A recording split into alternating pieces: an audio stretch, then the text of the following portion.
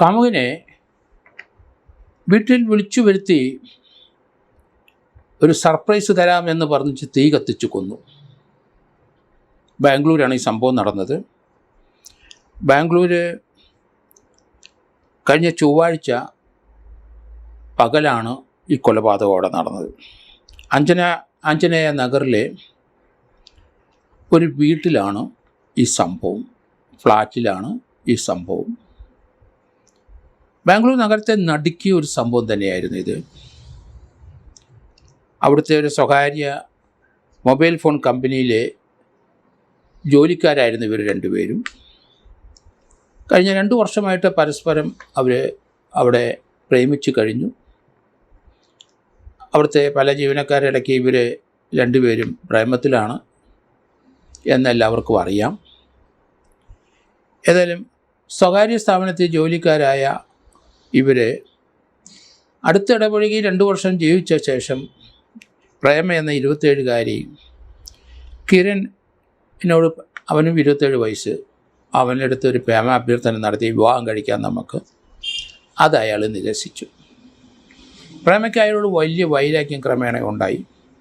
2 വർഷം ഒന്നിച്ച് വിവാഹം കഴിക്കാമെന്ന് പറഞ്ഞ് കഴിഞ്ഞുകൂടിയവരാണ്. പക്ഷേ ഇപ്പം കാര്യത്തോടെടുത്തപ്പം അയാൾ അത് നിരസിച്ചു. 2 വർഷം ഇവർ ഒന്നിച്ച് കഴിഞ്ഞതും ശാരീരിക ബന്ധത്തിൽ ഏർപ്പെട്ടവരുമാണ്. ഇതൊരു വൈരാഗ്യമായി പ്രേമ കരുതി. ഒരു വൈരാഗ്യത്തോടുകൂടി ഇവനെ വകവരുത്തണമെന്ന് തീരുമാനിച്ചു. വീട്ടിൽ ആളില്ലാത്ത സമയമാണ്. നീ ഇവിടം വരെ ഒന്ന് വാ എന്ന് കഴിഞ്ഞ ചൊവ്വാഴ്ച കിരണിനെ വിളിച്ച് പ്രേമ പറഞ്ഞു, നിനക്കൊരു സർപ്രൈസ് ഞാൻ തരാം എന്ന് പറഞ്ഞപ്പോൾ അവനതിൽ വീണു. അവൻ പ്രേമയുടെ മുറിയിലെത്തി. അതിനുശേഷം പ്രേമ പറഞ്ഞു, നമുക്ക് 2 പേർക്കും ശാരീരിക ബന്ധം വേണമെങ്കിൽ നീ ഒരു കാര്യം ചെയ്യ്, നിൻ്റെ കൈ ഞാൻ കെട്ടിയിടാം, നിൻ്റെ ഞാൻ മുഖം മറയ്ക്കാം, എന്നിട്ട് നിനക്ക് സർപ്രൈസ് തരാം എന്ന് പറഞ്ഞു. അവനതിന് വഴങ്ങി. കാരണം 2 വർഷമായിട്ട് അടുപ്പമാണ്, പ്രേമമാണ്. ഒരു ചതി ഒരിക്കലും പ്രതീക്ഷിച്ചില്ല. കാലും കൈയും കെട്ടി ശേഷം മുഖവും മൂടിക്കഴിഞ്ഞ് അവിടെ ഇരുന്ന പെട്രോളും മണ്ണെണ്ണയെടുത്ത് ഇയാളുടെ ദേഹത്തൊഴിച്ച് തീ കൊളുത്തി. ആളിക്കത്തിയായം നിലവിളിച്ചു. അവിടുന്ന് പുക ഒക്കെ വെളിയിലോട്ട് വന്നു. അടുത്തുള്ള ആൾക്കാരെല്ലാം ഫയർഫോഴ്സിനെ വിളിച്ചു. നിലവിളിയും കേട്ടു. ഫയർഫോഴ്സ് വന്നപ്പം കത്തിക്കരിഞ്ഞ് മൃതദേഹം മുറിക്കാത്തതുകൊണ്ട് പ്രേമ അടുത്തുണ്ട്. പോലീസെത്തി. അവൾ പറഞ്ഞ് താനുമായിട്ട് ഒന്നിച്ച് ജോലി ചെയ്യുന്ന വ്യക്തിയാണ്. തൻ്റെ വീട്ടിലേക്ക് വരുന്നു എന്ന് പറഞ്ഞപ്പോൾ താൻ വിളിച്ചു. അവർ വന്നു. അവൾ മുറിയിൽ ബാത്റൂമിൽ കയറി കുളിക്കാൻ പോയ സന്ദർഭത്തിലാണ് ഇയാൾ തീ കത്തിച്ചത്. വിളി കേട്ടുകൊണ്ട് അവൾ ഇറങ്ങി പെട്ടെന്ന് വന്നു എന്നും അവൻ തന്നെ ഫയർഫോഴ്സിനെ വിളിച്ചു എന്നും ഒക്കെയാണ് അവളുടെ സ്റ്റേറ്റ്മെൻറ്റുകൾ. എന്തായാലും പോലീസും ഫയർഫോഴ്സൊക്കെ എത്തിക്കഴിഞ്ഞപ്പം ആ മൃതദേഹം അത് കത്തിക്കരിഞ്ഞു പോയി. കാരണം പോലീസിന് ചില സംശയങ്ങൾ തോന്നി. ഇവളെ ചോദ്യം ചെയ്തു. അവളോട് പ്രേമാഭ്യർത്ഥന നടത്തി. അത് ഇവൾ നിരസിച്ച കൊണ്ടാകാം എന്ന് പറഞ്ഞിട്ടുണ്ടാവണം. കുളിക്കാനായിട്ട് അവൾ ശ്രമിച്ചപ്പം അവൻ പെട്രോൾ ഒഴിച്ച് തീ കത്തിച്ച് മരണം വരിച്ചു. എന്തുകൊണ്ടാണ് അവളിത് തടയാത്തത് എന്നുള്ള പോലീസിൻ്റെ ചോദ്യത്തിന് അവൾക്ക് ഉത്തരവുണ്ടായില്ല. അവൾ ഫയർഫോഴ്സിനെയും പോലീസിനെയൊക്കെ വിളിക്കുകയായിരുന്നു രക്ഷപ്പെടാൻ വേണ്ടി. തീ കത്തുകയാണ്. ഏതെങ്കിലും പുതപ്പോ ഷീറ്റോ ഒക്കെ ഇടും സാധാരണഗതിയിലല്ലേ, വെള്ളം എടുത്ത് ഒഴിക്കൂലേ? സ്വാഭാവികമായിട്ടും അങ്ങനെയാണ്. 2 പേര് ഇഷ്ടപ്പെട്ട്, അവന് 2 വർഷമായിട്ട് ഇഷ്ടപ്പെട്ട് ഒന്നിച്ച് കഴിഞ്ഞവരല്ലേ. അതിലൊക്കെ പോലീസിന് സംശയം തോന്നി. പോലീസ് ഈ പെട്രോളും ഈ ഡീസലും ഒക്കെ എവിടുന്ന് ലഭിച്ചു എന്നുള്ള അന്വേഷണത്തിൽ അത് ആ വീട്ടിൽ തന്നെ ഉണ്ടായിരുന്നതാണ്, കരുതി വച്ചിരുന്നതാണ് എന്നും പോലീസിന് മനസ്സിലായി. പ്രേമയെ കൂടുതൽ സംശയമായി. പ്രേമയുടെ മൊബൈൽ ഫോണ് ബാംഗ്ലൂർ പോലീസ് പരിശോധിച്ചു.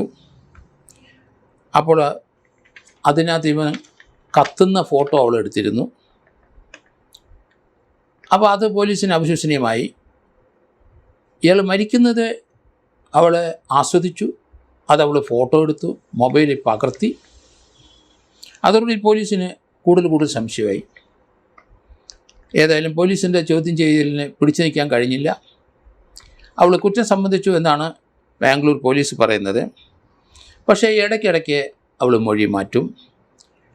ഏതായാലും ചോദ്യം ചെയ്തതിൽ കുറ്റം സമ്മതിച്ചു എന്നാണ് പോലീസ് കോടതി കൊടുത്ത റിപ്പോർട്ട്. വിക്ടോറിയ ആശുപത്രിയിൽ ഇവൻ്റെ ബോഡി കൊണ്ടുപോയി പോസ്റ്റ്മോർട്ടം നടത്തി. ബോഡി ബന്ധുക്കൾക്ക് വിട്ടുകൊടുത്തു. പക്ഷേ പ്രേമ ഇടയ്ക്കിടയ്ക്ക് മൊഴി മാറ്റുന്നുണ്ട് എന്നാണ് പോലീസ് പറയുന്നത്. യഥാർത്ഥത്തിൽ എന്താണ് സംഭവിച്ചത് എന്ന് വ്യക്തതയില്ല. ഏതായാലും യുവാവ് അവളുടെ പ്രേമാഭ്യർത്ഥന നിരസിച്ചു എന്ന് പോലീസിന് മനസ്സിലായിട്ടുണ്ട്. അങ്ങനെയെങ്കിൽ ഇവിടെ വിളിച്ചു വരുത്തിയത് എന്തിനാണ്? ഏതായാലും അവളുടെ സ്റ്റേറ്റ്മെൻറ്റ് അവൾ പറഞ്ഞിട്ട് ഒരു സർപ്രൈസ് കൊടുക്കാനാണ് വിളിച്ചു വരുത്തിയത് എന്നും പറയുന്നുണ്ട്. ആ സർപ്രൈസ് കൊടുത്തത് അവൻ്റെ ജീവൻ എടുക്കാനായിരുന്നു എന്ന് നമുക്കിപ്പം മനസ്സിലായിട്ടുണ്ട്. പോലീസിനെ ഇപ്പോഴും കുഴപ്പിക്കുന്ന ഒരു കാര്യം ഇവളുടെ മൊഴിമാറ്റമാണ് എന്ന് അവർ തന്നെ പറയുന്നുണ്ട്. എങ്കിലും കുറ്റസമ്മതം പ്രശ്നമല്ല, അതിൻ്റെ സർക്കംസ്റ്റാൻഷ്യൽ എവിഡൻസ് അല്ലേ കാര്യമുള്ളൂ. പ്രേമാഭ്യർത്ഥന ഇവൻ നിരസിച്ചു എന്ന് അവരുടെ കൂടെ ജോലി ചെയ്യുന്ന പലരും പറഞ്ഞിട്ടുണ്ടാവും. പിന്നെ എന്തുകൊണ്ട് ഇയാൾ അവിടെ പോയി? ഇവളെങ്ങനെ വിളിച്ചു വരുത്തി? പഴയ പോലെ ബന്ധപ്പെടാൻ തന്നെ ആയിരിക്കണം.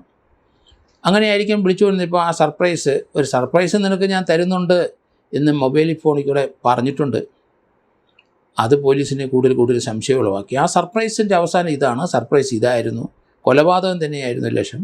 അതുകൊണ്ടാണ് അവരെ ബന്ധപ്പെടുന്നതിന് മുമ്പ് കാലും കൈയും കെട്ടണമെന്ന് പറഞ്ഞു. അവനതനുസരിച്ചു.